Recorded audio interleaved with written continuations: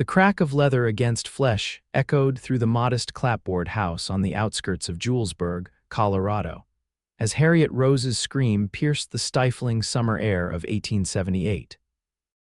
Blood trickled from her split lip as she crawled backward across the rough wooden floorboards, her wheat blonde hair falling in tangled disarray around her pale face, eyes wide with terror as her father advanced on her again, belt raised high. "You will marry Wilbur Thornton, or I swear to God I'll beat the stubbornness right out of you," Edgar Rose bellowed, his face purpling with rage, whiskey fumes emanating from him like heat from a smithy's forge. "He's offered good money for you, and I've already spent half his dowry payment." "I won't," Harriet cried, lifting her arm to shield herself from another blow. At 22, she had endured her father's temper all her life, but never had his violence reached such ferocity. "I don't love him. He's cruel and old enough to be my grandfather." The belt whistled through the air again, catching her forearm with a vicious snap that made her shriek. The sound carried through the open window into the dusty street beyond, where a lone rider had just dismounted at the general store across the way. Nicholas James paused with his hand on his horse's bridle, his head turning sharply toward the sound.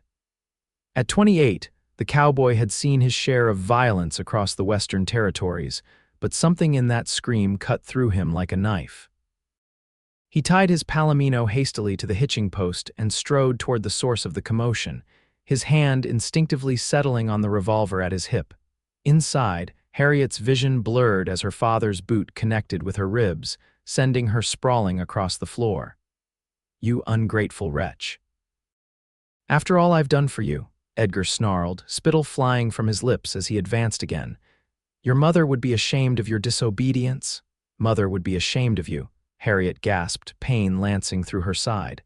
"Selling your own daughter to a man who's buried 3 wives already." The front door splintered with a thunderous crack, the cheap lock giving way under the force of a powerful kick. Harriet and her father froze, both turning to see a tall figure silhouetted in the doorway, the late afternoon sun casting his shadow long across the floor.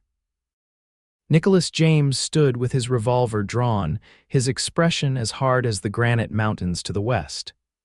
His dark hair fell in waves to his collar, partially hidden under a weather-beaten hat. Days of stubble darkened his jaw and dust coated his trail-worn clothes, but there was nothing weary in his stance. "Step away from her," he commanded, his voice quiet but carrying the unmistakable edge of steel.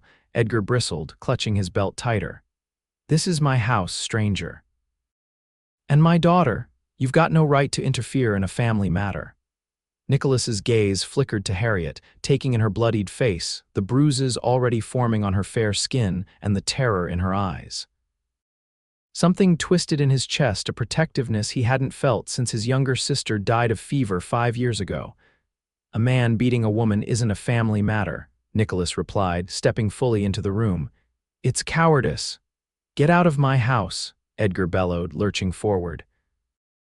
Nicholas cocked his revolver, the sound unnaturally loud in the small room. "I said step back." The older man froze, finally registering the lethal intent in the stranger's eyes. He spat on the floor but retreated a step. "This ain't your business, cowboy. I'm making it my business." Nicholas moved to position himself between Harriet and her father. Without taking his eyes off Edgar, he asked over his shoulder, "Miss, can you stand?" Harriet struggled to her feet, wincing as she clutched her side. "Yes," she whispered, though her legs trembled beneath her. "She's not going anywhere," Edgar growled. "She's promised to Wilbur Thornton, and the ceremony's tomorrow. I've signed the papers myself." Nicholas's jaw tightened. "Seems to me the lady doesn't agree to this arrangement." "She doesn't have to agree. She's my daughter." "I'm 22 years old," Harriet found her voice strengthened by the stranger's presence. "I won't marry a man who's known for cruelty to his horses and his wives." Nicholas nodded slightly. "There you have it. The lady's made her choice." Edgar's face contorted with rage. "You have no idea what you're interfering with, stranger. Thornton is the most powerful man in this county. He'll have your hide for this." "Maybe so," Nicholas replied calmly. "But right now, it's just you and me, and I'm telling you to back away and let your daughter leave if that's what she wants." Harriet's heart pounded as she looked at the cowboy who had burst into her life like a summer thunderstorm. She had never seen him before in Julesburg, was certain he must be passing through. Yet here he stood, risking himself for a woman he didn't know. "Miss," Nicholas prompted again. "What do you want to do?" The question startled Harriet. No one had asked what she wanted in years, perhaps ever. Her father treated her as property, and most of the townsfolk deferred to him despite the whispers about his drinking and temper. "I want to leave," she said firmly, surprised by the steadiness in her voice. "I won't marry Wilbur Thornton." Edgar lunged suddenly, not at Nicholas, but toward a shotgun mounted on the wall. Nicholas moved with the swift precision of a man accustomed to danger, closing the distance and driving the butt of his revolver into Edgar's temple before the older man could reach his weapon. Edgar crumpled to the floor with a groan. "He'll come after me," Harriet said, panic rising in her throat as she stared at her unconscious father. "And Thornton has the sheriff in his pocket."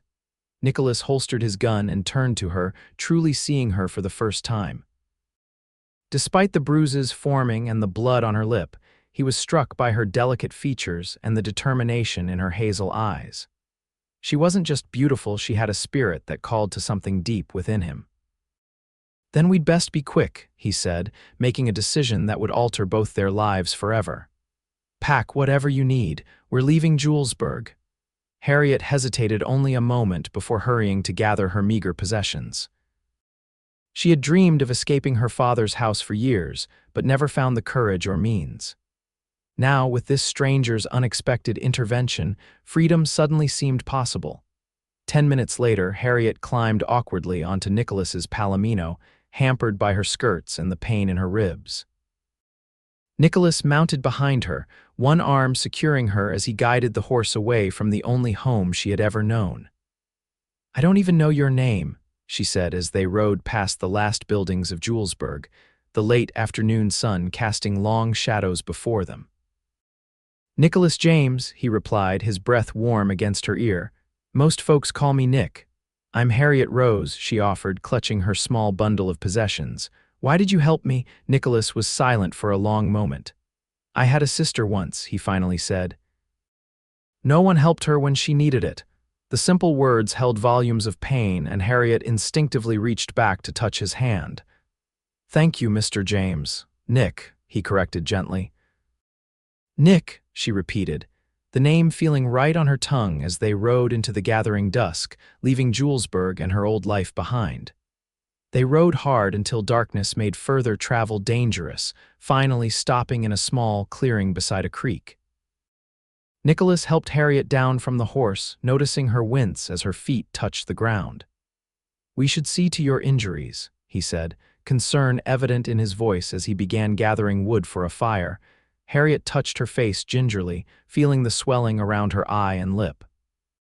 "I've had worse," she admitted quietly. Nicholas paused, a bundle of kindling in his arms, and looked at her with an expression that made her heart skip. "That doesn't make it right," he said simply. As the fire crackled to life, Nicholas retrieved a small medical kit from his saddlebags. He soaked a clean cloth in the cool creek water and gently cleaned the blood from Harriet's face. His touch was surprisingly tender for hands so calloused and strong. "How far are we going?" Harriet asked, trying to distract herself from the closeness of this handsome stranger and the unfamiliar feelings his nearness stirred. "I was heading to Denver," Nicholas replied, carefully applying a salve to her split lip. "But now that might not be far enough." "Your father mentioned this Thornton has influence." "Wilbur Thornton owns half the county," Harriet confirmed. "He made his fortune in silver mining and now fancies himself a cattle baron. He's been trying to court me for months, though court is too gentle a word for his persistence." Nicholas frowned. "And your father agreed to the marriage despite your objections, for $500, Harriet said bitterly. "A fair price for damaged goods," he said. "My father's debts have been growing with his drinking." Anger flashed in Nicholas's eyes. "You're not goods to be sold, damaged or otherwise." The simple declaration brought unexpected tears to Harriet's eyes. She looked away, embarrassed by the emotion. "We should head west," Nicholas said after a moment, giving her time to compose herself. I have a friend with a ranch near Sacramento. We could disappear there until things settle. California, Harriet whispered, the word full of wonder. She had never been outside Colorado. That's very far. It is, Nicholas agreed, putting away his medical supplies. But sometimes distance is the only cure for certain troubles. Harriet stared into the fire, reality settling over her like a heavy blanket. I have nothing to offer in return for your help, she said finally. No money, no skills worth mentioning. Nicholas shook his head. I'm not asking for payment. Then why risk yourself for me? Truly, she needed to understand what drove this man to append his own plans for a stranger. Nicholas was silent for so long Harriet thought he might not answer. When he finally spoke, his voice was low and raw with honesty. My sister Martha was forced to marry a man like your Thornton when she was 18. I was riding herd in Kansas at the time. By the time I returned home, she was dead. Her husband claimed it was an accident, that she fell down the stairs, but I saw the bruises on her body before they buried her. His hands clenched into fists. I should have been there to protect her. I'm so sorry, Harriet whispered, reaching out to touch his arm. I couldn't save Martha, Nicholas continued, his gaze fixed on the fire. But when I heard you scream today, it was like the world was giving me another chance. I couldn't ride away. The confession hung in the air between them, creating a bond forged in shared pain and unexpected compassion. Harriet felt a warmth spreading through her chest that had nothing to do with the crackling fire. Get some rest, Nicholas said finally, standing up. We have a long journey ahead of us. He offered her his bedroll, which she accepted gratefully. As she settled down near the fire, Nicholas took up position on the other side of the flames, his back against a tree trunk, hat pulled low over his eyes. But Harriet could feel his vigilance even as exhaustion pulled her towards sleep. For the first time in years, she felt safe. The morning brought the reality of their situation into sharp focus. Harriet's body ached from the beating and the long ride, but she said nothing as Nicholas helped her mount the Palomino. They needed to keep moving. They'll be looking for us by now, Nicholas said grimly as they rode west along a little used trail. Thornton won't take kindly to losing his bride. Harriet shuddered at the thought of the elderly businessman's hands on her. He's already buried 3 wives, she said. Each younger than the last. The most recent died just 6 months ago. And no one questioned these deaths, Nicholas asked, his arm tightening protectively around her waist. Money buys silence in small towns, Harriet replied, but people whisper. His last wife, Clara, was found at the bottom of the stairs with her neck broken, just like the one before her. Nicholas's jaw clenched. Just like my sister, he muttered. They rode in silence for a time, each lost in their own thoughts. The landscape gradually changed as they traveled, the flat plains giving way to rolling hills dotted with pine trees. By midday, the distant peaks of the Rocky Mountains dominated the western horizon. We'll need to stop in the next town for supplies, Nicholas said as they paused to rest the horse. And to get you proper riding clothes. That dress wasn't made for the trail. Harriet looked down at her once blue dress, now dirty and torn. I don't have money for new clothes. I do, Nicholas replied simply. She turned to face him, uncomfortable with his charity. I can't keep accepting your help without giving something in return. A smile tugged at the corner of his mouth, softening the hard lines of his face. You could tell me your story, he suggested. That seems fair trade for a pair of riding pants. The request surprised her. Few had ever shown interest in her life. As they continued their journey, Harriet found herself talking more than she had in years, telling Nicholas about growing up as the only child of a widowed father whose grief had soured into bitterness and drink after her mother died of consumption. I was 12 when she passed, Harriet explained. Father was different before that, not gentle exactly, but not cruel. After Mother died, it was like something broke inside him. The drinking got worse, and so did his temper. Nicholas listened attentively, asking questions that showed genuine interest rather than mere politeness. By the time they reached the small town of Cedar Creek, Harriet felt a connection to this quiet cowboy that defied the brevity of their acquaintance. Cedar Creek consisted of little more than a general store, a saloon, and a handful of homes. but it offered anonymity they desperately needed. Nicholas purchased supplies while Harriet, wearing Nicholas's coat to hide her bruised face, selected the most practical clothes she could find: sturdy pants, flannel shirts, and a wide-brimmed hat to shield her face from the sun and prying eyes. As they prepared to leave town, a rider galloped in from the east, drawing their attention. The man dismounted at the general store and handed a paper to the shopkeeper, who immediately tacked it to the bulletin board outside. "Wait here," Nicholas murmured, leaving Harriet with the palomino while he casually approached the board to examine the notice. When he returned, his expression was grim. "They're offering a reward for information. $500, the same amount your father accepted for the marriage." Harriet's hands trembled as she stroked the palomino's neck. "What does the poster say?" "That you were abducted by a dangerous drifter," Nicholas replied, his voice tight. "It claims I attacked your father and kidnapped you against your will." "That's a lie." Harriet exclaimed, drawing curious glances from a couple passing by. Nicholas took her elbow gently, guiding her back toward the horse. "Keep your voice down," he warned. "From now on, we're brother and sister traveling to visit family in California. Your name is Hannah, mine is Noah. Remember that if anyone asks." The urgency in his voice made her nod without question.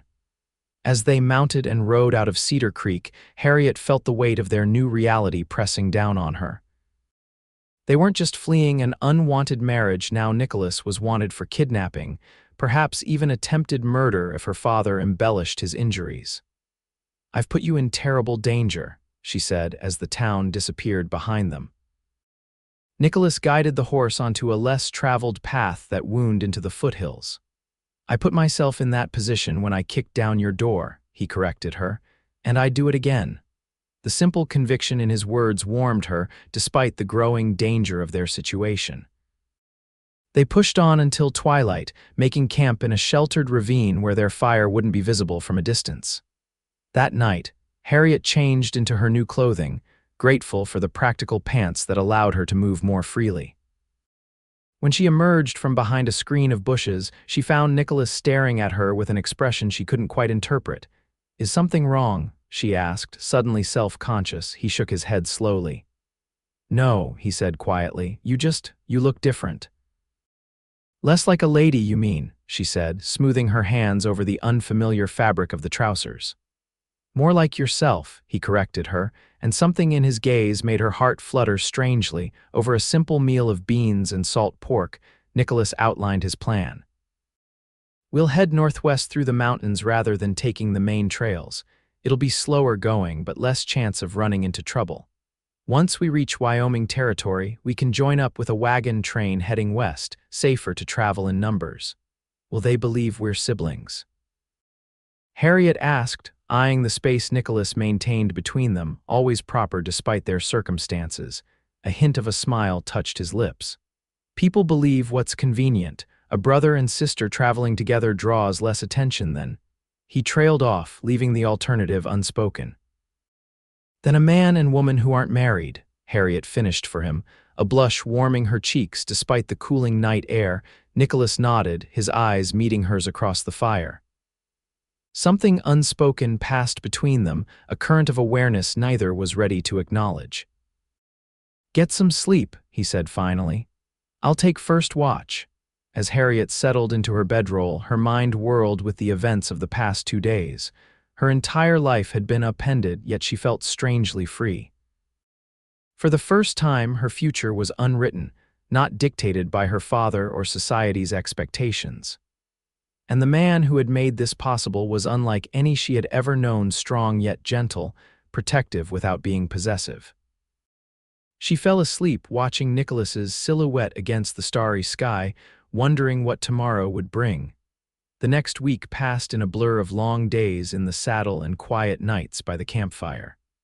They avoided towns where possible, stopping only when necessary to resupply.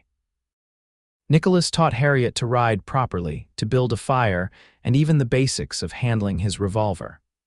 Her bruises faded, but the memory of her father's rage and Thornton's lecherous gaze kept her looking over her shoulder. They settled into an easy companionship. sharing stories of their pasts as they traveled. Nicholas told her about growing up on a small farm in Missouri, about his years driving cattle across the plains, and about the mining claim in Montana that had yielded just enough gold to buy his beloved Palomino, Apollo. "Is that why you were heading to Denver?" Harriet asked one evening as they made camp near a mountain stream. Looking for another claim, Nicholas shook his head. "I was answering an advertisement for ranch hands. I'm tired of drifting, thought it might be time to put down roots somewhere."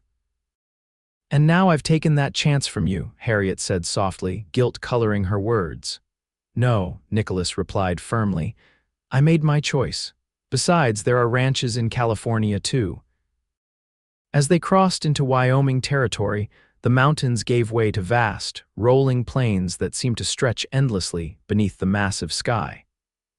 They encountered a small wagon train heading west and, as Nicholas had planned, joined the group under their assumed identities.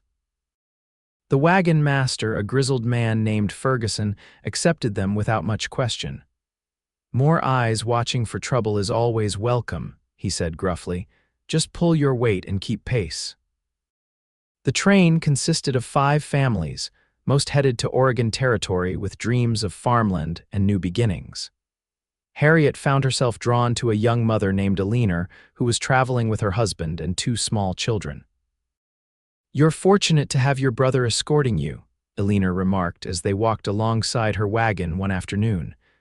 "A woman traveling alone would face all manner of difficulties."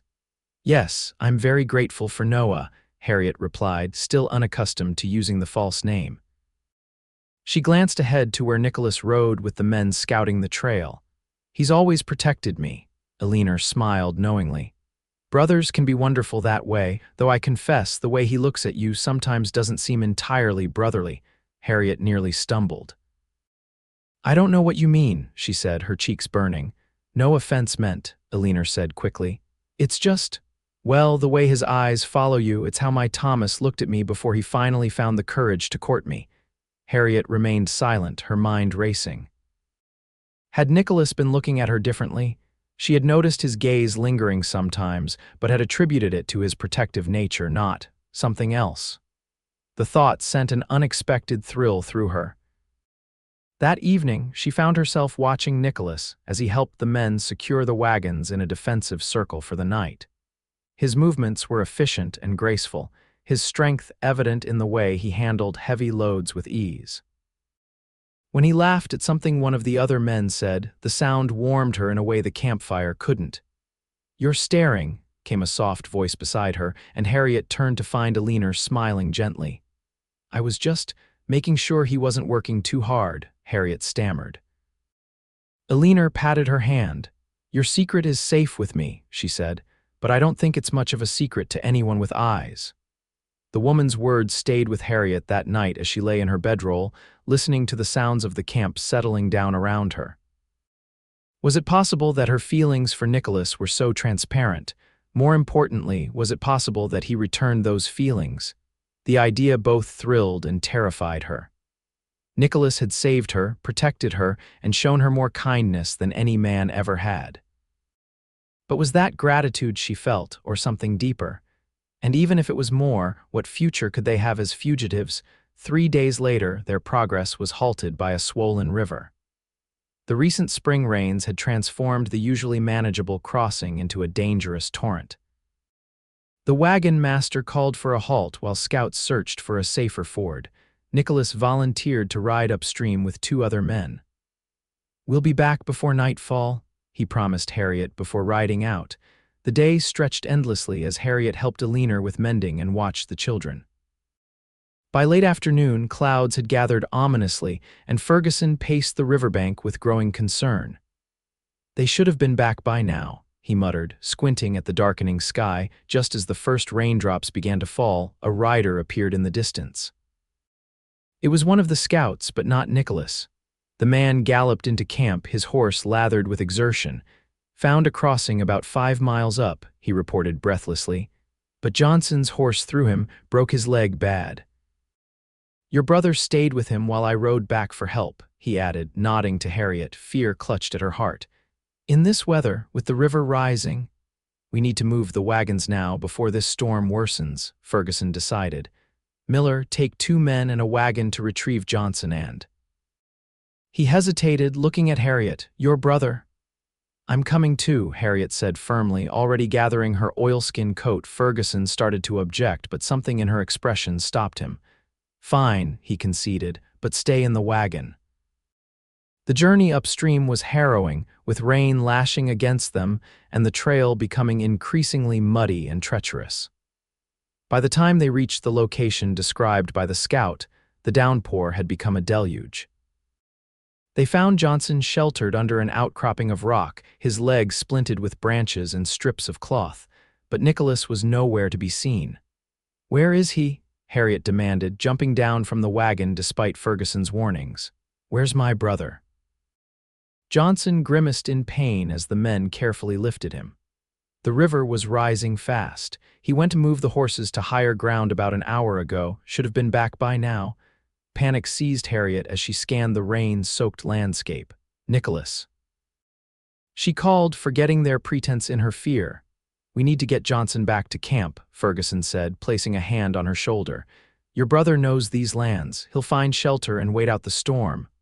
I'm not leaving without him, Harriet insisted, pulling away. You'll die out here alone in this weather, Ferguson argued. Then leave me a horse, she demanded. I'll find him and bring him back to the crossing.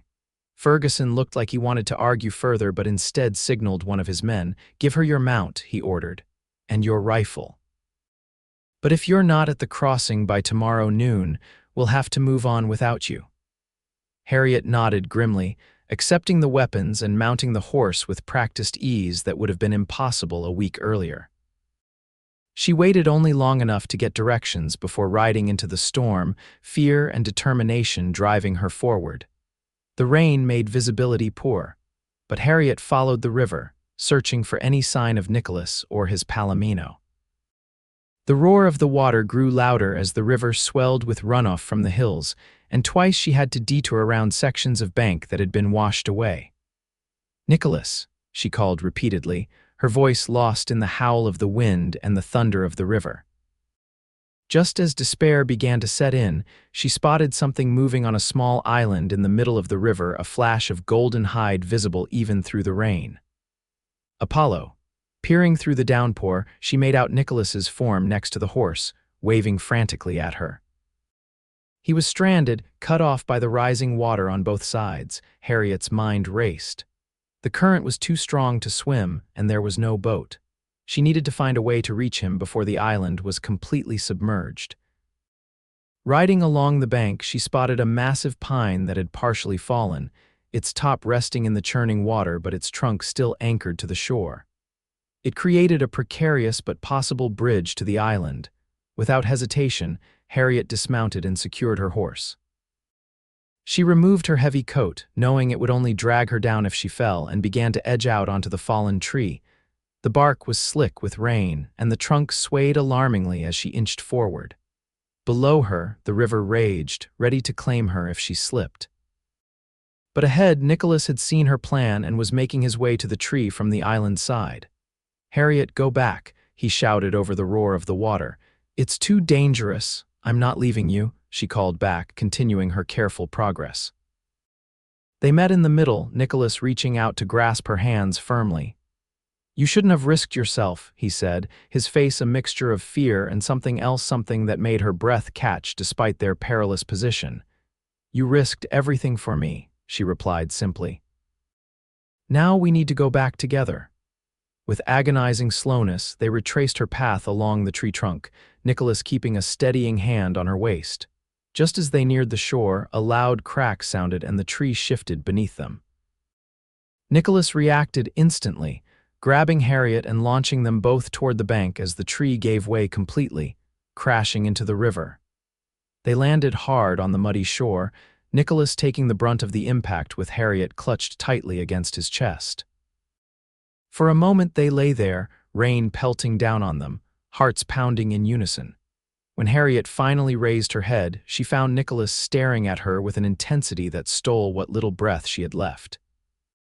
His hand came up to brush wet strands of hair from her face, lingering against her cheek. "I thought I'd lost you," she whispered, the words escaping before she could consider them. "I'm right here," he replied softly. "Thanks to you." Something shifted between them in that moment, the unspoken attraction that had been building over their journey crystallizing into undeniable reality. Nicholas's gaze dropped to her lips, and Harriet felt herself leaning closer, drawn by a force stronger than gravity. Their first kiss was gentle despite the violence of the storm around them, a tender exploration that quickly deepened with the release of weeks of restrained emotion. Nicholas's arms tightened around her, holding her as if she were the most precious thing in the world, and Harriet melted against him, finally acknowledging the truth that had been growing in her heart. It was the wicker of his palomino, who had somehow made it to shore downstream, that finally broke them apart. Reality crashed back as they remembered their precarious situation stranded in a worsening storm, miles from the wagon train. "We need to find shelter," Nicholas said, reluctantly releasing her. "This storm isn't letting up anytime soon." They retrieved both horses and rode along the riverbank until Nicholas spotted a rocky overhang that offered protection from the worst of the rain. It was barely large enough for both of them and the horses, but it was dry and out of the wind. As night fell, they huddled together for warmth, the earlier kiss hanging unspoken between them. Harriet could feel Nicholas's heartbeat against her back, his arms around her waist in a protective embrace that felt both new and somehow like coming home. "I've never felt this way before," she admitted quietly into the darkness. "About anyone." Nicholas's arms tightened slightly. "Neither have I," he confessed, his voice rough with emotion. "When I saw you stranded on that tree risking your life for me, I realized I couldn't bear the thought of living without you." Harriet turned in his arms to face him, though she could barely make out his features in the darkness. "Is that why you kissed me?" "I kissed you because I've wanted to since the moment you looked at me with such trust, even though you had every reason to fear men after what your father did," Nicholas replied, his hand coming up to cup her cheek. "I kissed you because somewhere between Julesburg and this riverbank, I fell in love with you, Harriet Rose." The simple declaration stole her breath. "I love you too," she whispered back, the words feeling right and true as they left her lips. "I think I started falling for you the moment you stood between me and my father." Their second kiss was deeper, filled with the certainty of their feelings and the promise of a future neither had dared imagine before. But as Nicholas reluctantly pulled away, reality intruded once again. "We're still fugitives," he reminded her gently. "I can't offer you the life you deserve, at least not until we reach California and can start fresh where no one knows us." "I don't need a grand life," Harriet assured him, resting her forehead against his. "Just one where I'm free to choose who I love. And I choose you, Nicholas James." They talked long into the night, making plans and sharing dreams, finding in each other the acceptance and understanding both had yearned for. By morning, the rain had stopped, and they emerged from their shelter to find the world washed clean, the river still high but no longer raging. They reached the wagon train's new camp by midday, drawing curious looks as they rode in together on their respective mounts. Eleanor took one look at their faces and smiled knowingly, while Ferguson merely nodded in approval at their safe return. That evening, Nicholas approached Ferguson with a request. The wagon master listened thoughtfully before calling the camp together. Under a sky brilliant with stars, Nicholas and Harriet stood hand in hand as Ferguson, invoking his authority as wagon master in the absence of a proper preacher, conducted a simple wedding ceremony. Eleanor had insisted on lending Harriet a blue ribbon for her hair, something borrowed and blew in one. She had said with a wink while the men had fashioned simple rings from copper wire. "Do you, Nicholas James, take Harriet Rose to be your lawfully wedded wife?" Ferguson asked gruffly. Nicholas squeezed Harriet's hand, his eyes never leaving hers. "I do," he said, his voice steady and sure. "And do you, Harriet Rose, take Nicholas James to be your lawfully wedded husband?" "I do," Harriet replied, feeling as though her heart might burst with happiness. Then by the authority vested in me by absolutely no one official, Ferguson said, drawing chuckles from the assembled company, I pronounce you husband and wife. You may kiss your bride. Nicholas gathered Harriet into his arms, sealing their vows with a kiss that promised forever, heedless of the cheers and applause around them. That night, in a small tent provided by the generous families of the wagon train, they came together as husband and wife, their passion tempered by tenderness as they discovered each other fully for the first time. In Nicholas's gentle touch, Harriet found healing for old wounds, while in Harriet's loving embrace, Nicholas found the home he had been seeking all his life. The journey west continued, now with Harriet and Nicholas traveling openly as a married couple. The threat of pursuit still loomed behind them, but with each mile, the fear receded slightly. They parted ways with the wagon train at Fort Bridger, deciding to take a more direct route to California while the main group continued north toward Oregon. Be careful, Eleanor warned as they said their goodbyes. The territories are still wild, especially for a couple traveling alone. We'll watch out for each other, Nicholas assured her, his arm protective around Harriet's shoulders. They encountered their share of hardships, a lame horse that delayed them for days, a brush with hostile tribesmen that Nicholas diffused with well-placed shots over their heads, and an early autumn snowstorm that forced them to shelter in an abandoned trapper's cabin for nearly a week. But through it all, their bond only strengthened, each challenge faced and overcome together, cementing the love that had blossomed so unexpectedly. By late October, they crossed the Sierra Nevada just ahead of the winter snows, descending into the Sacramento Valley with relief and anticipation. Nicholas's friend, a rancher named Thomas Weston, welcomed them warmly to his sprawling property outside Sacramento. So you finally found yourself a reason to settle down, Thomas remarked with a knowing smile after Nicholas explained their situation. The best reason, Nicholas agreed, his gaze finding Harriet across the room where she was admiring a painting of the California coastline. Thomas lowered his voice. What about the trouble you mentioned, this man Thornton? His reach can't extend this far, Nicholas replied, though a shadow of concern crossed his face. Still, we'll be careful, Thomas nodded thoughtfully. I need a foreman for my north pasture, he said. Previous fellow moved back east to be with family. There's a good cabin there, needs some work but solid. It's yours if you want it. The offer was more than they could have hoped for honest work for Nicholas and a place of their own, remote enough to be safe but close enough to civilization for comfort. They accepted gratefully, and by November, they had settled into their new home. The cabin was indeed solid, if rustic. Harriet threw herself into making it a home, sewing curtains from fabric purchased in Sacramento and planting a small winter garden with seedlings Thomas's wife had given her. Nicholas took to his new role with characteristic dedication, earning the respect of the ranch hands under his supervision. As Christmas approached, Harriet found herself facing a new challenge: how to tell Nicholas about the child growing within her. She had suspected for weeks, but confirmed it with a visit to the doctor in Sacramento during a supply run. Now, as she prepared a special dinner to celebrate their first Christmas together, she wondered how he would react to the news. Nicholas returned from his day's work to find the cabin transformed. Evergreen boughs decorated the mantel, candles glowed on the table, and the aroma of roasted chicken filled the air. But it was Harriet's radiant smile that captured his attention as always. What's all this? He asked, hanging his hat by the door and crossing to kiss her soundly.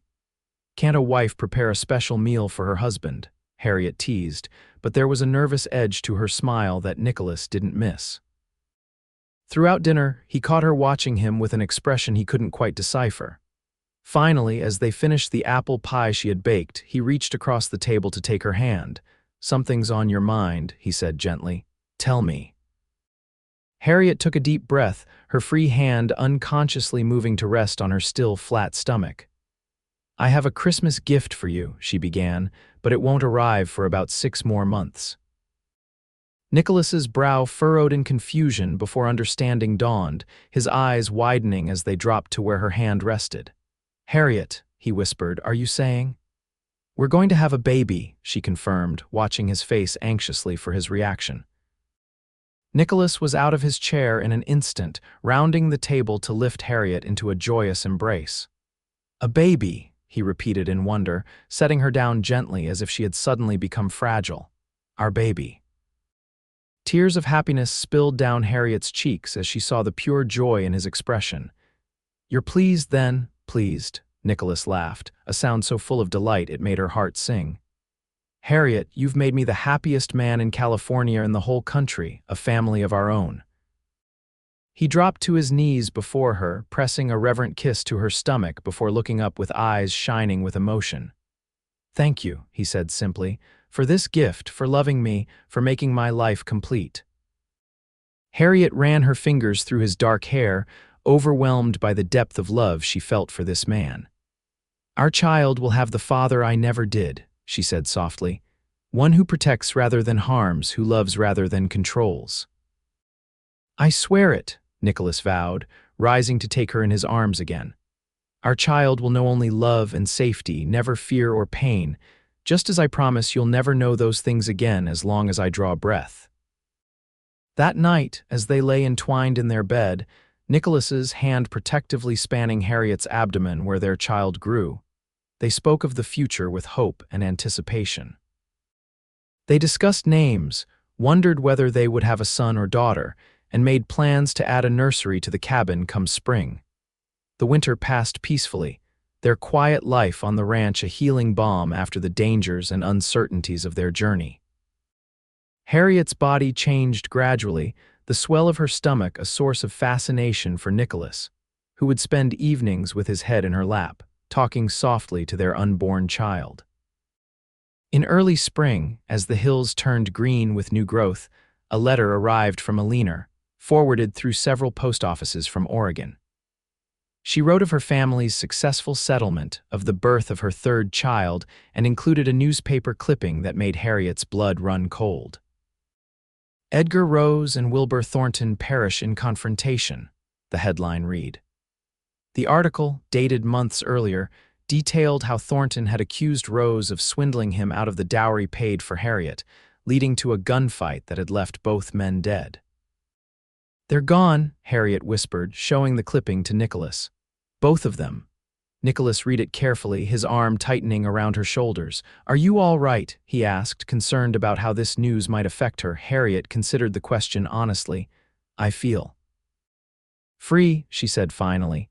Truly free for the first time. Is that wrong? To feel relief at my own father's death? No, Nicholas assured her, pressing a kiss to her temple. He forfeited his right to your grief when he raised his hand against you, but I'm sorry for the father you should have had. Harriet nodded, leaning into his embrace. Our child will never have to feel that way, she said, her hand resting on her rounded belly. Our child will know what real love is. The threat that had hung over them since their flight from Julesburg was finally gone. No one would be coming after them, no wanted posters would follow them west. They were truly free to build their life together without looking over their shoulders. In June, as the summer heat settled over the Sacramento Valley, Harriet went into labor. Nicholas paced anxiously outside their bedroom as the midwife and Thomas's wife attended to Harriet. The sound of her pain tore at him, making him feel helpless in a way he hadn't since finding her at her father's mercy. After hours that seemed like eternity, a new cry joined Harriet's, the strong, indignant wail of their newborn child. When the midwife finally allowed him in, Nicholas found Harriet propped up against pillows, exhausted but radiant, a tiny bundle cradled in her arms. Nicholas, she said softly as he approached in reverent awe, meet your son. Nicholas sank onto the edge of the bed, overwhelmed as Harriet placed their child in his trembling arms. The baby had a shock of dark hair like his, and when he briefly opened his eyes, revealed eyes that promised to be the same hazel as his mother's. He's perfect, Nicholas whispered, carefully cradling the tiny form, just like his mother. What shall we call him? Harriet asked, watching the wonder on her husband's face as he held their son for the first time. Nicholas considered for a moment. What about Matthew? He suggested. After my father. Matthew James, Harriet tried the name, smiling as the baby seemed to respond to the sound. I think he approves. As Nicholas returned their son to Harriet's arms and sat beside them, his family complete within the circle of his embrace, he reflected on the journey that had brought them here. From the moment he heard Harriet's scream in Julesburg to this quiet room filled with new life, their path had been unexpected and often dangerous. But he wouldn't change a single step, for it had led him to this perfect moment to love, to family, to home. In the years that followed, the James family thrived on the California ranch. Nicholas eventually purchased land of his own adjacent to Thomas's property, building a larger home as their family grew. Matthew was joined by a sister, Sarah, 2 years later, and eventually by another brother, Daniel. Harriet discovered a talent for breeding horses, developing a line of Palominos descended from Apollo that became sought after throughout the region. Nicholas expanded from cattle to include fruit orchards, their produce shipped to the growing cities of the West Coast. They never returned to Colorado, but occasionally news would reach them of Julesburg and its people. The town had grown with the railroad, becoming a bustling stop on the transcontinental line. No one there remembered, or at least spoke of the night, a cowboy heard a woman's screams and changed both their lives forever. On their 20th wedding anniversary, Nicholas surprised Harriet with a special gift, a small silver locket containing miniature portraits of their 3 children on one side, and on the other, a tiny scrap of the blue ribbon she had worn in her hair when they were married on the trail west. To remind you of our journey, he said as he fastened it around her neck, and of the day I found my heart's true home. Harriet touched the locket tenderly before rising to retrieve something from her sewing basket. I have something for you too, she said, returning with a folded piece of paper, yellowed with age. Nicholas opened it carefully to find the wanted poster from all those years ago, his own face staring back at him alongside the description of his supposed crimes. You kept this? He asked, surprised. Harriet smiled, sitting beside him on the porch swing of their home. To remind me of the brave man who risked everything to save a stranger, she explained, leaning her head against his shoulder as the California sunset painted the sky in brilliant hues. The man who taught me what love truly means. Nicholas tucked the poster away and wrapped his arm around his wife, drawing her close as they watched their children playing in the yard below. Matthew, now 18 and the image of his father, was showing 14-year-old Sarah how to properly bridle a horse, while 12-year-old Daniel sat nearby, sketching the scene with the artistic talent he'd inherited from his maternal grandmother. I heard a woman scream, Nicholas mused softly, and found my entire world. And I found freedom, Harriet replied, turning her face up to his for a kiss that, even after 20 years, still held the same tenderness and passion as their first. As twilight descended on their California home, Nicholas and Harriet James sat together in the peace they had created from violence, in the love they had built from fear, watching the future unfold before them in the faces of their children, the greatest testament to the journey that began that fateful day in Julesburg, when a cowboy heard a woman's screams and chose to act.